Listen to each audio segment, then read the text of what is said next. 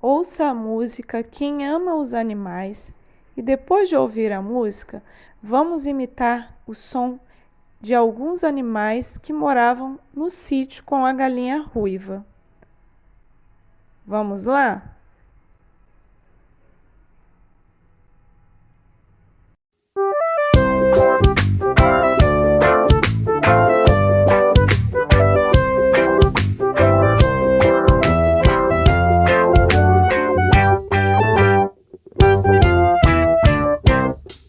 Quem conhece e ama os animais sabe o som que cada um faz. Então vamos nessa brincadeira. Eu falo o nome de um dos animais, você imita o som que ele faz.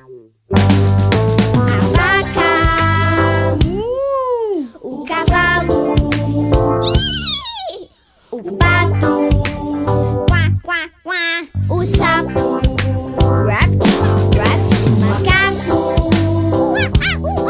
e o pintinho, piu, piu, piu. Foi Deus quem criou todos os animais. O gato faz miau, o cachorro faz au au. Quem ama os animais, trata todos bem e mal nenhum faz.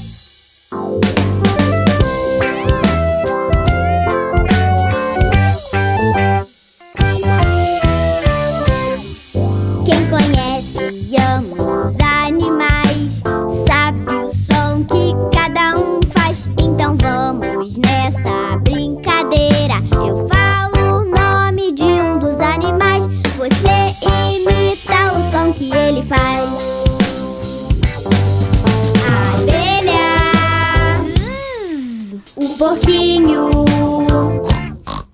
a galinha,